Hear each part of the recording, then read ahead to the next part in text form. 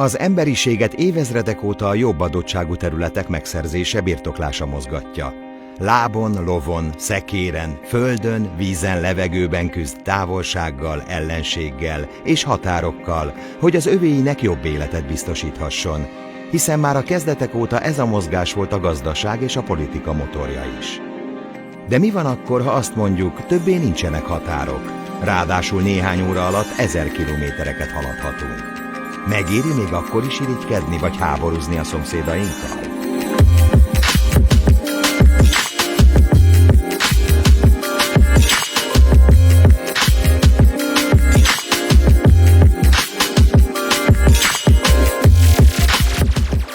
Európában évtizedek óta béke honol, ezzel párhuzamosan pedig a határok többsége is eltűnt.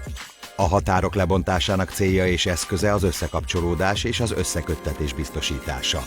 Ezt biztosítandó az Európai Unió a világ legfejlettebb, egy egész kontinenst összekötő közlekedési infrastruktúra megteremtésén dolgozik. Már a rómaiak is felismerték, hogy birodalmuk biztonsága és fejlődése érdekében elengedhetetlen a jól karbantartott úthálózat fenntartása. 2000 évvel később még ma is ezek az utak jelentik az alapját a legfontosabb európai úthálózatoknak. A jó minőségű autóút vagy vasút ugyanis csodákra képes. Gondoljunk csak bele, mi lett volna, ha Napóleon gyorsan eljut Moszkváig. Az utak jelentik azt az infrastruktúrát, amely a digitális korszak előtt a leggyorsabb és legbiztonságosabb alapját képezték hírek terjedésének, hadseregek menetelésének, vagy éppen a gazdaság fejlődésének. Európa ugyanis minden korszakban relatíve korszerű úthálózatának köszönhette gazdasági és kulturális dominanciáját a világ más részeivel szemben. Hatékony közlekedés nélkül ugyanis a gazdaság egyik ága sem lehet versenyképes, hiszen az élelmiszer jószerivel megromlik, mire a földekről az asztalunkra kerül. Az ipari termékek sokkal drágábbak lesznek a hosszú utaztatások miatt, de akár nekünk is mélyebben kell a zsebünkbe nyúlni, ha gyorsan szeretnénk utazni. Budapest és Bécs között például közel 250 km a távolság.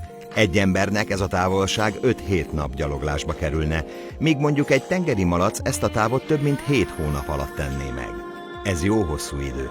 A fejlődés viszont mindenkit segít. Ma már 2 óra alatt Bécsben lehetünk. Ez szinte luxus embernek és állatnak is. Az Európai Unió a mai napig aktívan részt vesz a tagállamokon belüli és azokat összekötő közlekedési infrastruktúra fejlesztésében. A kohéziós politikának köszönhetően a 2014-2020 közötti időszakra tervezett közlekedési projektekre a kohéziós alapból 35,6 milliárd eurót költenek. Ennek köszönhetően csak az utóbbi körülbelül 10 évben 3875 km új közút épült, több mint 23 000 km közút átépült, és 3405 km vasútvonalat sikerült megépíteni, illetve átépíteni.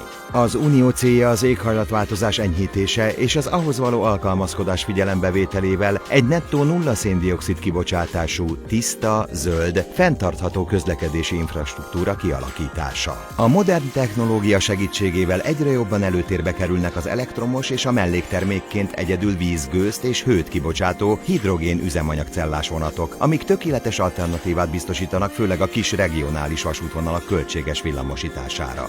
Emellett egyre több segítséget nyújt a fogyatékossággal élő vagy mozgásukban korlátozott személyeknek akadálymentesítéssel, kisegítő lehetőségekkel, gondolva a kísérő személyekre és kutyákra is. Az EU-nak ugyanis kiemelt célja, hogy az emberek, a szolgáltatások, a tőke és az áruk szabad mozgása minden esetben biztosított, hatékony és kényelmes legyen. Ez az alapelv ma az Európai Unió egyik fő gazdasági és politikai mozgatórugója. Ennek köszönhető, hogy ma ott tartunk, ahol. Hiszen az EU nem csak szabadságot, de egyben lehetőséget is adott. Az utak és a vasutak révén már jogunk és lehetőségünk is van utazni.